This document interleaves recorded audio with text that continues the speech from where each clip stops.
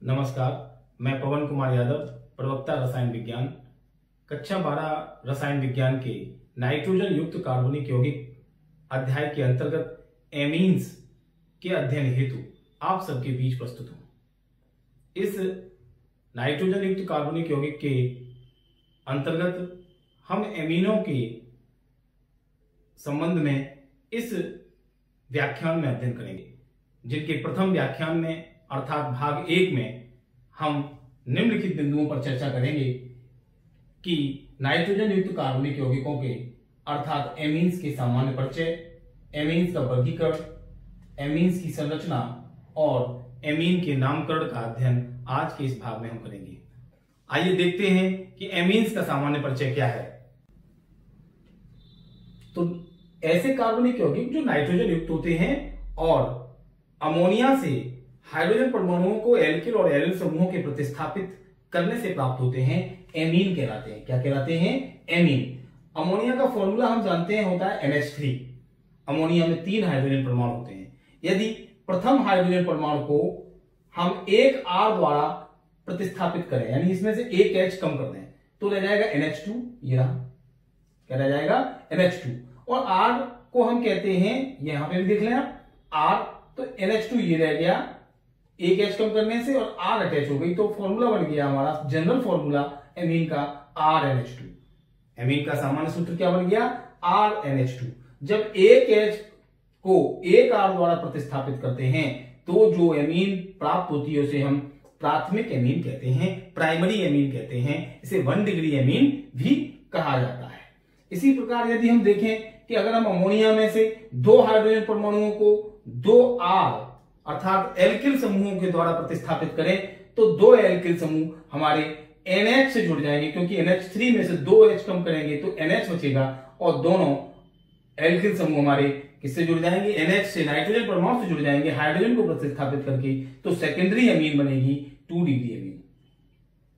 उसी प्रकार इसका हम एग्जाम्पल देखें तो क्या बनेगा? R के स्थान पर CH3 ले लें, क्योंकि R हमारा क्या होता है? एल्किल समूह होता है। R क्या होता है? एल्काइल या एल्किल्स ग्रुप होता है।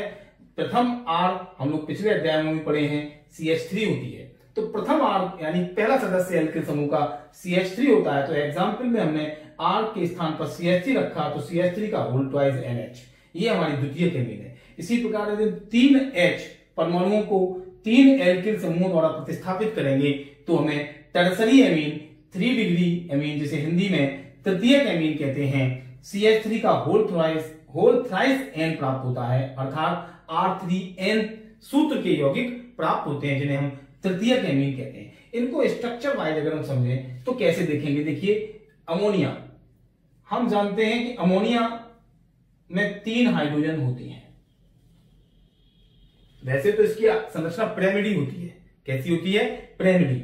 हम यहां संरचना प्राइमरी न बनाकर एक समझने के लिए सामान्य संरचना बना रहे हैं। आगे हम संरचना का भी जिक्र करेंगे, तब इसको प्राइमरी कैसे होती है, इसमें हाइड्रोजन परमाणुओं की जो अटैच है नाइट्रोजन से, उनके बीच कितना कोण होता है, कितना एंगल होता है, उसकी चर्चा करेंगे। अभी हम देख रहे हैं कि अमोनिया से 3 हाइड्रोजन परमाणु इस प्रकार जुड़े होते हैं और अमोनिया के पास एक लॉन पेयर ऑफ इलेक्ट्रॉन भी होता है। अगर हम इसमें से एक H को विस्थापित करें, जैसे हमने यहां किया था, तो उसके स्थान पर क्या लग जाएगा? R। तो क्या बचेगा? देखें आप, N और ये H और ये H और इसके स्थान पर लग गया R। इसको हम कहेंगे RNH2। ये रहा, दैट इज प्राइमरी एमीन। ये कौन सा एमीन है? 1 डिग्री एमीन, प्राइमरी एमीन। यदि हम इसके साथ ही इस प्रकार की संरचना बनाएं कि नाइट्रोजन से 3 हाइड्रोजन लगे हुए हैं इस प्रकार, और इनमें से 2 हाइड्रोजन परमाणु, ये वाला और ये वाला, R से विस्थापित हो जाए, तो आप देखना इस प्रकार हो जाएगा, ये H लगा रहेगा और ये R हो जाएगा और ये R हो जाएगा। तो इसमें हमने क्या सीखा? R2NH, यानी R का होल ट्वाइस NH। इसको इस प्रकार भी हम बनाएं कि अमोनिया में इस प्रकार यदि H लगे हों, इस प्रकार देख लीजिए। और तीसरे स्टाइल से हमने बनाया है, इसके तीनों R, यदि तीनों हाइड्रोजन परमाणुओं को यदि हम R से प्रतिस्थापित कर दें तो R का होल थ्राइस N, इस प्रकार R3N टर्सरी एमीन बन जाएगा। तो हमने आज क्या सीखा कि एल्किल एमीन कहते हैं इनको। एक और बात बताएंगे कि हमने यहाँ एल्किल समूह के द्वारा हाइड्रोजन परमाणु को प्रतिस्थापित किया है, अतः इनको हम एल्किल अमीन कहते हैं। परिचय के साथ साथ हमने यहाँ वर्गीकरण पर भी ध्यान दिया कि वर्गीकरण क्या किया कि अगर हम एल्किल समूह के द्वारा प्रतिस्थापित कर रहे हैं तो एल्किल अमीन, और अगर हम एरिल समूह के द्वारा जो बेंजीन रिंग का समूह होता है उसके द्वारा प्रतिस्थापित करेंगे तो एरिल अमीन कहलाएगा। परिचय में हमने क्या सीखा कि अमोनिया के व्युत्पन्न एमीन होते हैं और अमोनिया के हाइड्रोजन परमाणुओं को क्रम से एल्किल समूह द्वारा या एरिल समूह द्वारा प्रतिस्थापित करने पर जो यौगिक प्राप्त होते हैं उन्हें हम एमीन कहते हैं। एमीन सामान्यतः 3 प्रकार के हो सकते हैं, प्राथमिक एमीन, द्वितीयक एमीन और तृतीयक एमीन। प्राथमिक एमीन में एक हाइड्रोजन परमाणु एक R एल्किल समूह द्वारा प्रतिस्थापित होता है। द्वितीयक एमीन में 2 H परमाणु अमोनिया के 2 एल्किल समूहों के द्वारा प्रतिस्थापित होते हैं, और तृतीयक एमीन में 3 हाइड्रोजन परमाणु अमोनिया के 3 एल्किल समूहों के द्वारा प्रतिस्थापित होते हैं। इनके सामान्य सूत्र क्रम से RNH2, R2NH और R3N होते हैं। स्ट्रक्चर वाइज हमने यहां सीखा, तो हमने जाना कि अमोनिया से एमीन को हम किस प्रकार प्राप्त करते हैं, किस प्रकार उनकी संरचना होती है। अब देखते हैं इनका वर्गीकरण। तो एमीन मुख्य रूप से 3 प्रकार के होते हैं, एल्किल अमीन, एरिल अमीन और एरेल्किल अमीन। कौन सा? एरेल्किल अमीन। आइए इनकी चर्चा करते हैं। हमने एल्किल अमीन सीखा क्या कि जब अमोनिया के हाइड्रोजन परमाणुओं को हम एल्किल समूह के द्वारा प्रतिस्थापित करते हैं तो एल्किल अमीन, और जब एरिल समूह के द्वारा प्रतिस्थापित करते हैं जिसे हम AR संक्षेप में कहते हैं तो एरिल अमीन कहलाता है। और इसी प्रकार हम एरेल्किल अमीन को देखेंगे। पहले इसको समझ लेते हैं कि आखिर एरिल अमीन क्या है। एरिल अमीन का मीन्स है जब हम अमोनिया के इन हाइड्रोजन परमाणुओं को क्रम से AR के द्वारा प्रतिस्थापित करते हैं। AR मीन्स होता है C6H5। क्या होता है? C6H5, जिसे फेनिल नाम से भी जाना जाता है। तो हम इस AR से यदि हम H परमाणुओं को क्रम से प्रतिस्थापित करें तो हमें एरिल अमीन प्राप्त होती है। कैसे? ठीक उसी प्रकार जैसे वहां देखा था एल्किल में, ठीक इसी प्रकार हम देखेंगे एरिल में कि जब NH3 की एक H कम होती है, यानी NH, H और H, इसकी केवल एक H यदि कम होती है ये वाली, तो हम इसके स्थान पर लगा देते हैं AR, तो हो जाएगा ArNH2। ये वाला क्या हो जाएगा? AR और NH2। तो इसका एग्जाम्पल है एनिलीन C6H5NH2, क्योंकि AR के स्थान पर हमने C6H5 यूज किया, इसका नाम होता है एनिलीन। अब हम देखते हैं दूसरा, इसको फेनिल अमीन भी कहते हैं, फेनिल अमीन। अब हम देखते हैं कि 2H प्रतिस्थापित कर दें AR समूह से तो AR का होल ट्वाइस NH सूत्र प्रकार की एमीन हमें प्राप्त होती हैं। इनमें हम AR के स्थान पर दिया C6H5, उसका ट्वाइस NH, तो डाइफेनिल एमीन। क्या बन गया? Diphenyl amine. अगर हम इसको स्ट्रक्चर वाइज देखें तो यहां देख लेते हैं कि कैसे समझेंगे डाइफेनिल अमीन को। तो C6H5 single bond N, single bond C6H5 and ऊपर एक H जो बची थी ये। कैसे? NH3 में 3 H थी, ये नाइट्रोजन में कितनी H थी? 3, 1, 2 एंड 3। 2 H को हमने इस AR समूह द्वारा प्रतिस्थापित कर दिया, तो हमें बना C6H5 NH C6H5। उसको मैंने ऐसे लिख सकते हैं कि C6H5 का होल ट्वाइस NH, जिसे हम डाइफेनिल एमीन कहते हैं, क्योंकि 2 फेनिल ग्रुप इसमें एमीन समूह से अटैच है। अगर हम देखें इसको द्वितीयक एमीन भी कहेंगे, इसको तृतीयक एमीन कहेंगे। इसमें क्या है कि C6H5 समूह द्वारा तीनों हाइड्रोजन परमाणुओं को प्रतिस्थापित किया है। मैंने लिखा है एरो लगाकर -3H + 3Ar, तो Ar का होल 3N सूत्र प्रकार के यौगिक प्राप्त होते हैं, जिनमें अगर हम Ar के स्थान पर C6H5 यूज कर दें, यानी इस वाले के स्थान पर भी लिख सकते हैं C6H5। जब 3 C6H5 हो जाएंगी, क्या लिख सकते हैं? देखना, मैं लिख देता हूं C6H5। जब 3 C6H5 हो गई तो ये ट्राइफेनिल हो गया, ट्राइफेनिल एमीन, ट्राइफेनिल एमीन। तो हमने क्या सीखा कि एक और बात जान लेते हैं कि एरिल अमीन में यहां देखते हैं नाइट्रोजन परमाणु अर्थात एमीन समूह, चाहे तो इसमें हो, चाहे इसमें हो, चाहे इसमें हो। कैसे? ये जो एमीन समूह है वो जो बेंजीन का डेरिवेटिव है, बेंजीन की से प्राप्त हुआ है C6H5 एरिल समूह, इसके sp2 संकरित कार्बन परमाणु से जुड़ा होता है।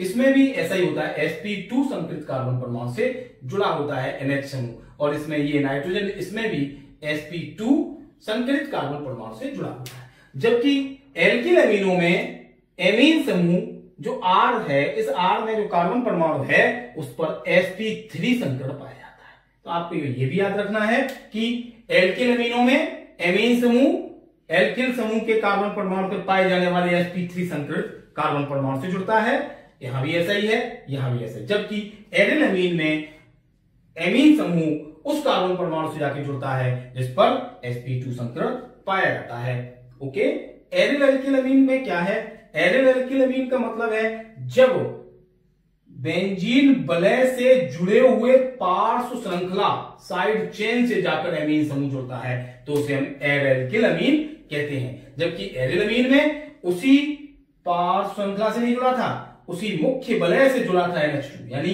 अगर हम इसकी स्ट्रक्चर इस प्रकार बनाए तो बनेगी ऐसे ऐसे ऐसे ऐसे। ये हमारा हो गया बेंजीन। जब इस बेंजीन में से एक H परमाणु को कम कर लिया और यहां जाकर के NH2 जुड़ गया है एमीन समूह, तो ये बेंजीन के C6H5 ग्रुप अर्थात एरिल समूह से सीधा जुड़ा हुआ है वलय पे, तो बना एरिल अमीन।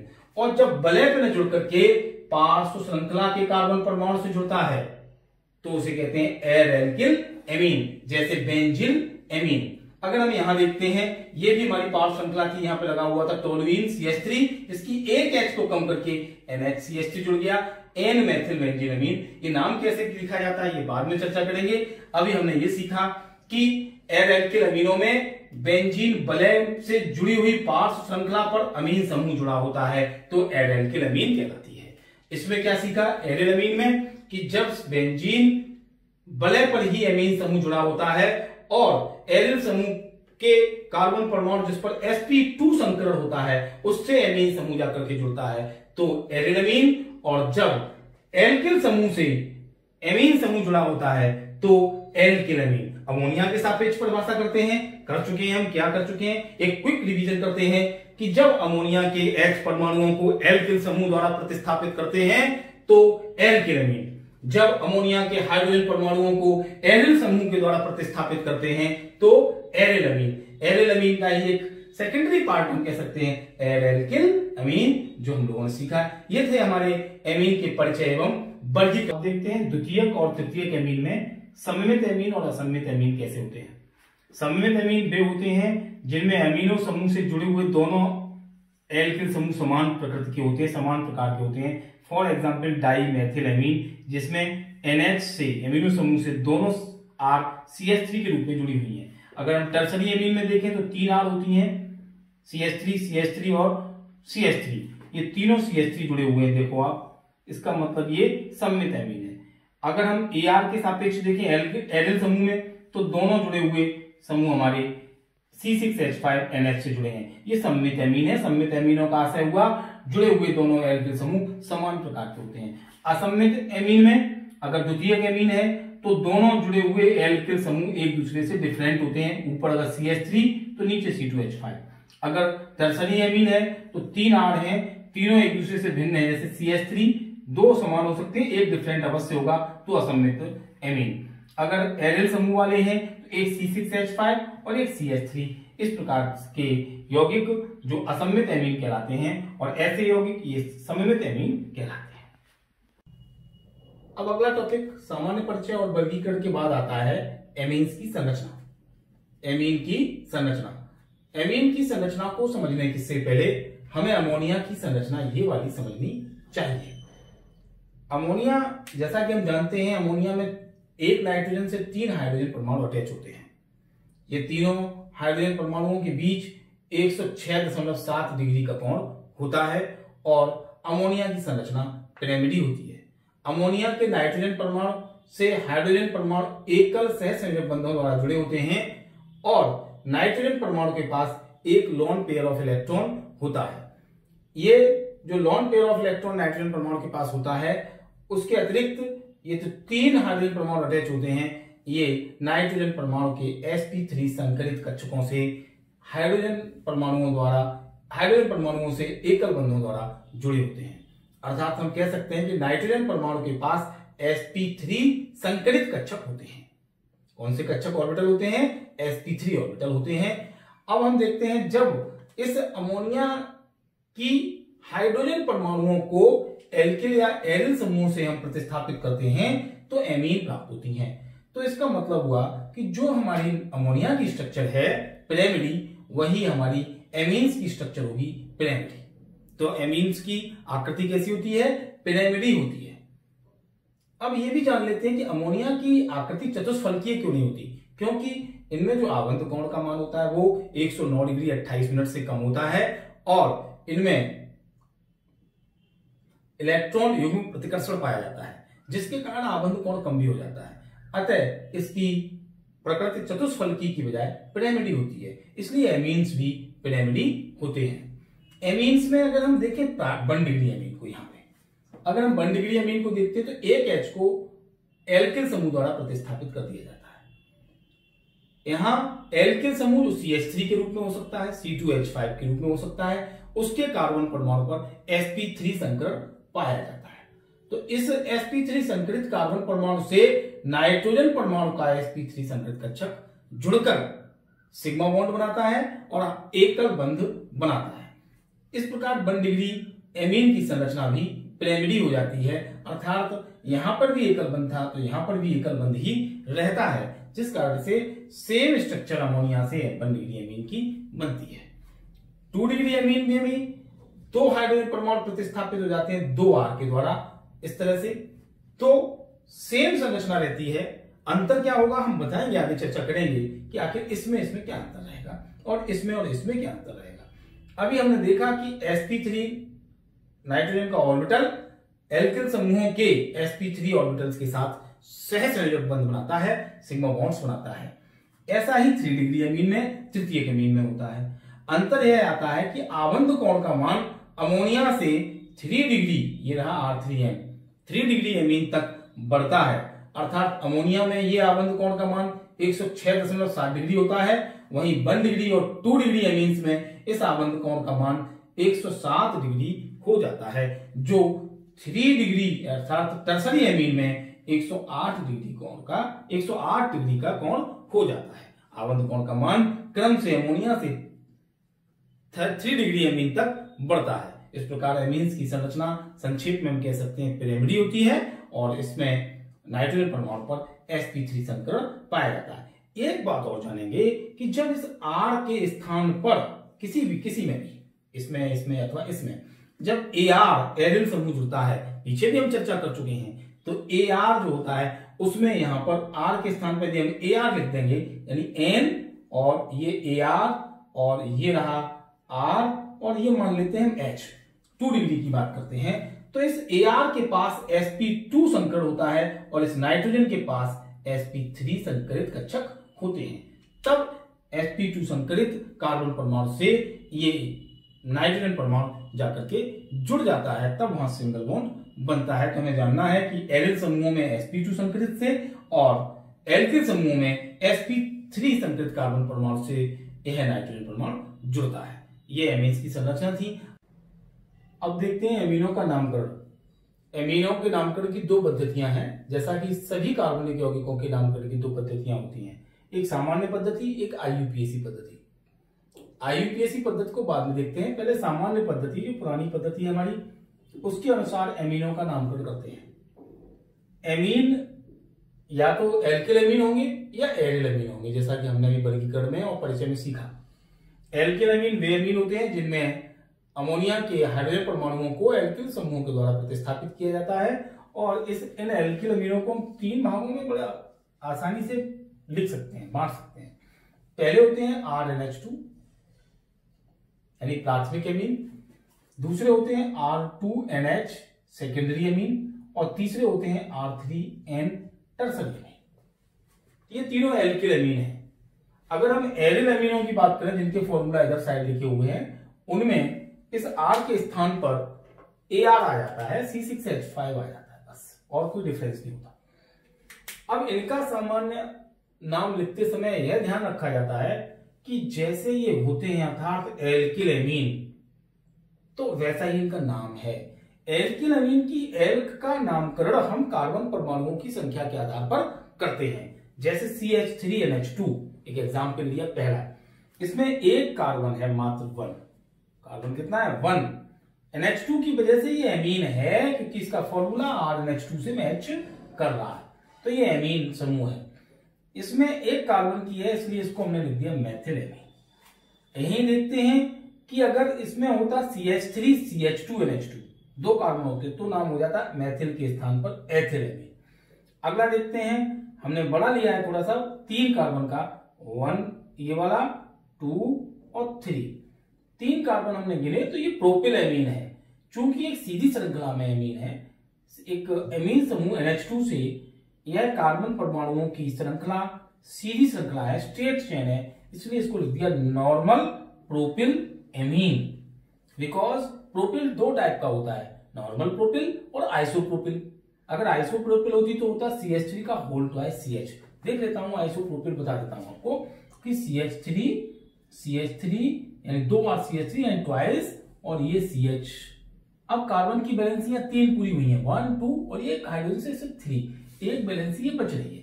ये वाला समूह आइसोप्रोपिल समूह कहलाता है और ये जो गोले में मैंने बंद कर रखा है समूह, ये प्रोपिल समूह कहलाता है, इसलिए इसका नाम हो गया एन प्रोपिल एमीन। अगर ये समूह इस NH2 से जुड़ा होता तो कहते आइसोप्रोपिल एमीन, यानी जोड़ देता हूं मैं लोग NH2।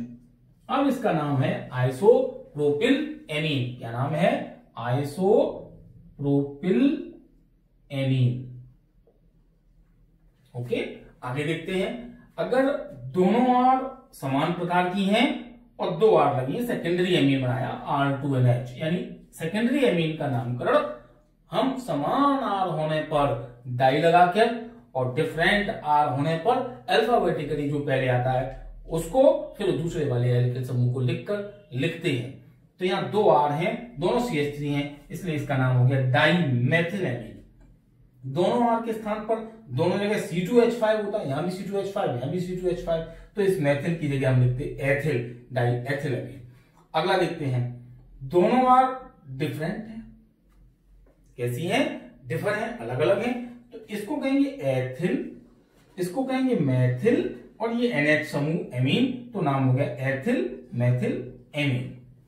देखते हैं कुछ एरिल एमीन्स के नाम कर। अगर R के स्थान पर AR आ जाए, C6H5 NH2 लगाए तो हम नाम फेनिल लगाकर लिखते हैं फेनिल एमीन। 2 बार R आ गया, सेकेंडरी एमीन है ये, ध्यान से देखें, इसका मतलब डाइफेनिल हो गया, 2 C6H5 तो डाइफेनिल एमीन। यहां हमने देखा ये कौन सी है, ये तीसरे प्रकार की एमीन हमने जो बताई थी एरेल्किल एमीन। उसमें क्या होता है, पार्श्व श्रृंखला के कार्बन परमाणु से NH2 जुड़ा होता है, C6H5 से नहीं जुड़ा है, इस कार्बन से जुड़ा है, इस कार्बन से, तो इस कार्बन से जुड़ा है इसलिए इसको एरेल्किल एमीन कहते हैं। ऐसी स्थिति में नामकरण बेंजील एमीन लिखकर किया जाता है। अगला देखते हैं कि इसमें R3N है, ये वाला, यहां क्या किया, तीनों डिफर ले ली, ये मैथिल, ये फेनिल और ये एथिल। चूंकि ये फेनिल है तो ये फेनिल अमीन है, फेनिल अमीन में ही दोनों H परमाणु बचे जो थे उनको क्रम से मैथिल एथिल से रिप्लेस किया, इसलिए ये दोनों प्रतिस्थापी मान लिए, नाम हुआ एथिल मैथिल फेनिल अमीन। एमीनों का नामकरण देखते हैं, जिसमें IUPAC पद्धति के अनुसार एमीनों का नामकरण कैसे किया जाता है, आइए देखें। IUPAC पद्धति में एल्केन की ई हटाकर, इस ई को हटाकर एमीन शब्द को जोड़ देते हैं, बन जाता है एल्केनेमीन। अब एल्केन क्या मतलब है कि जितने कार्बन परमाणु हैं उनके आधार पर हम एल्केन नाम लिख लेते हैं।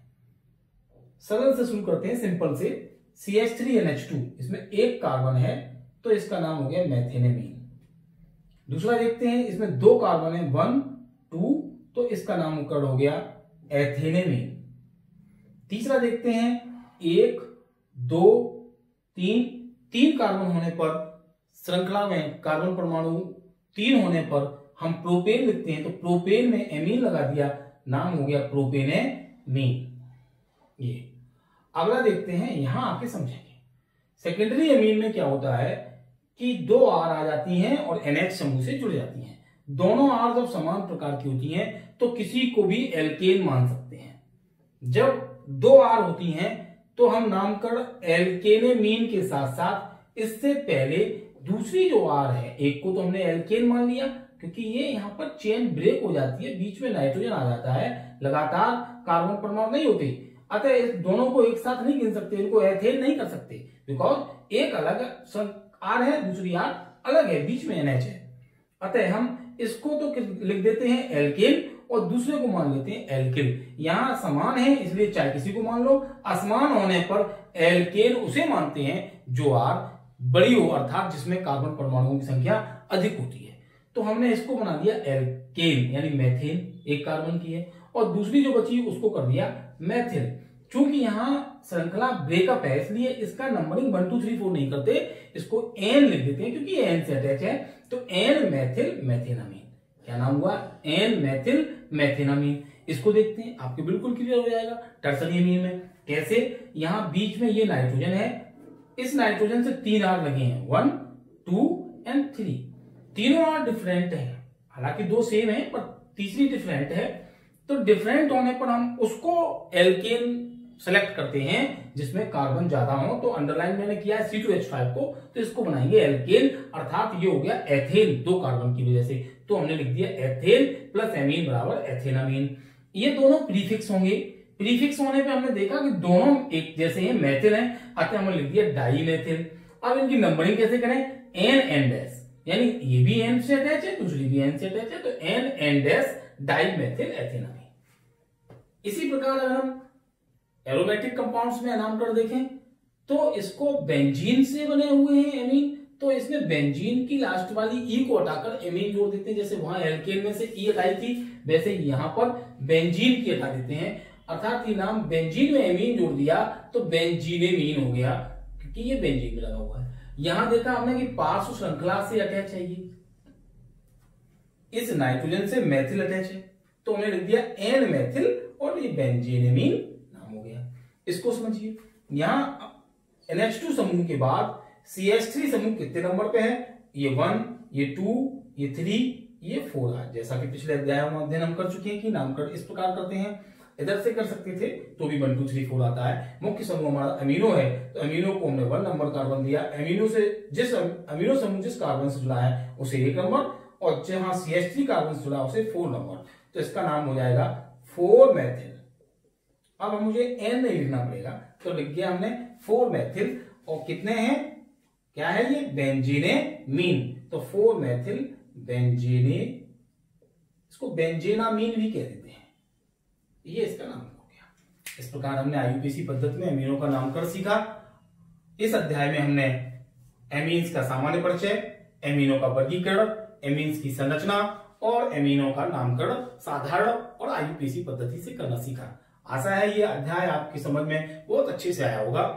आप इसके वीडियोस को देखिए और माध्यमिक शिक्षा परिषद के YouTube चैनल पर पहुंचकर इनके अपलोडेड किए हुए वीडियो को बार बार देखिए, तो आपके अध्याय और अच्छे से समझ में आएगा।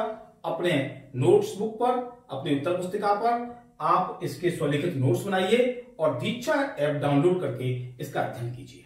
इस आज के व्याख्यान से संबंधित, इस अध्याय के प्रथम व्याख्यान से संबंधित कुछ गृह कार्य आपको दे रहा हूं, इसे आप अपने उत्तर पुस्तिका पर करें। यह गृह कार्य आज पढ़ाए हुए विषय वस्तु से संबंधित है।